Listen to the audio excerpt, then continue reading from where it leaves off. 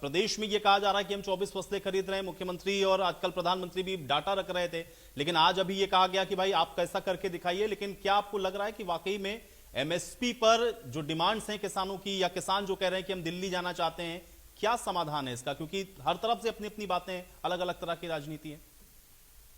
देखिए, पहले तो इस बात में कोई दो राय नहीं है कि इस देश का जो किसान है वो बहुत मेहनत करता है और वो देश का पेट पालने का काम करता है। अन्नदाता उसको कहते हैं।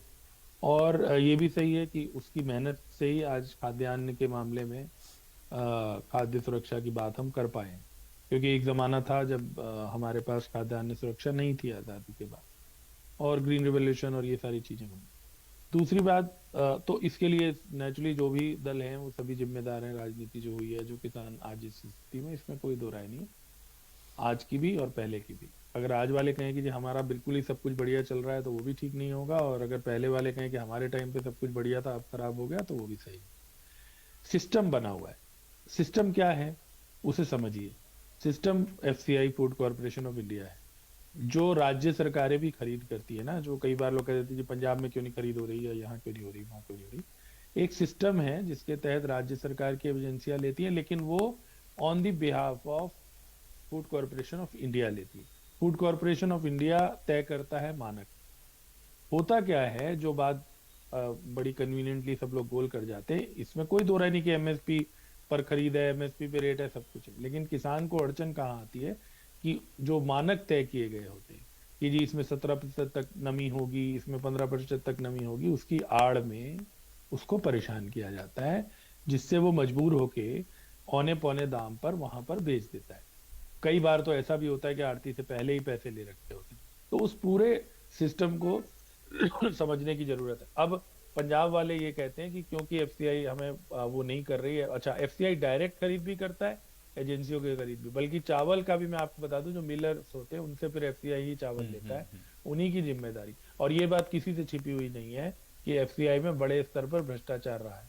पंजाब हो या हरियाणा हो, दोनों ही राज्यों के पूर्व में ऐसे उदाहरण हैं जहां पर जो उनके जो रीजन के जो मैनेजर होते हैं, जिसे पहले एसआरएम कहते थे, सीनियर रीजनल मैनेजर, और अब जनरल मैनेजर कहते हैं, वो दोनों पे ही सीबीआई के मामले होते हैं। तो इसलिए उस पारित सिस्टम में किसान को प्रॉब्लम आती है, और वो इन मानकों वगैरह के आड़ पे होता है। अब दूसरी बात, अगर किसान ये कहता है, गारंटी की बात किसान क्यों कहता है? गारंटी इसलिए कहता है कि अगर वो ये सिद्ध करता है कि किसी ने कम खरीदी है, तो फिर वो उस बात को एक उससे जिसे कहते हैं डेटरेंस रहेगी।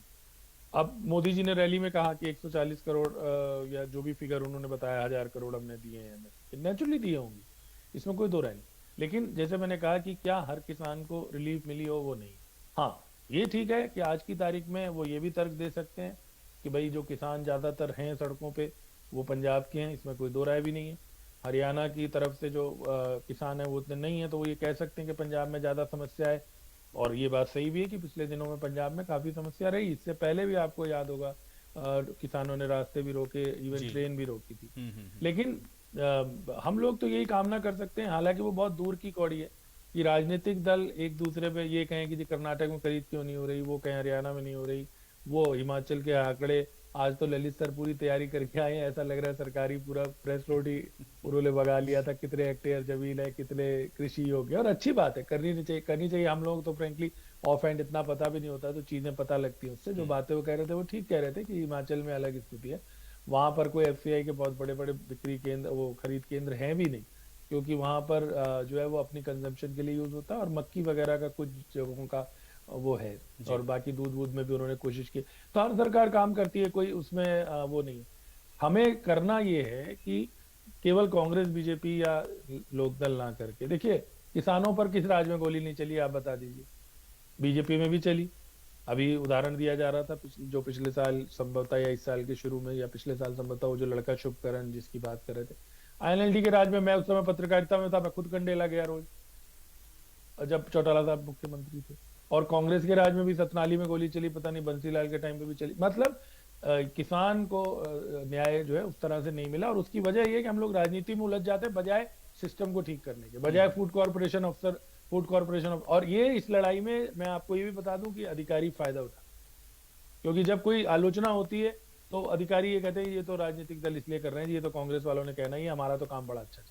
बेटर है कि ये तीनों आदमी जाएं और मंडियों में जब खरीद होती है तीनों आदमी जाके देखें कि अधिकारी गड़बड़ तो नहीं कर रहे, किसी की 15% नमी है उसकी 17% तो नहीं बता के उसको हरास कर रहे, किसी को ये तो नहीं कह रहे कि भाई 2 दिन तक तेरा यहीं पड़ा रहेगा माल, और जानबूझ के जबकि भंडारण की जगह हो तो भी। अभी पंजाब में यही तो हुआ था सारा विवाद कि जी रेलवे जो है वो ट्रैक, अश्विनी वैष्णव ने भी बयान दिया कि मूव नहीं हो रहा है जो पुराना अनाज है, जिसकी वजह से रखने की जगह नहीं, कई बार आपको पता है ऊपर में प्लेटफॉर्म बनाने पड़ते हैं, उस पर अनाज रखा जाता है। ये सारी चीजें हम लोग एड्रेस नहीं करते, और होता यही है कि हम दोषारोपण में लग जाते हैं, और उसका ये नतीजा है कि किसान जो है वो अभी तक पिस रहा है। और किसान भी कहाँ जाए, देखिए ये बात सही है, हम लोग सब बड़ा आसान होता है ये कहना कि अम्बाला में नेट बंद है, लोगों को दिक्कत होती है, नो डाउट, जो आदमी फंस जाता है, जिसको लंबा रास्ता, आप बताओ हम लोग अगर कभी किसी ट्रैफिक में फंस जाए केवल 15 मिनट, तो हम कितने इरिटेट हो जाते हैं। और यहाँ तो लोगों का रास्ता बंद है या इंटरनेट बंद है, तो उससे भी वो भी एक पक्ष है कि लोग परेशान होते हैं, किसी ने कोई फॉर्म भरना है, कुछ करना, कितनी दिक्कतें।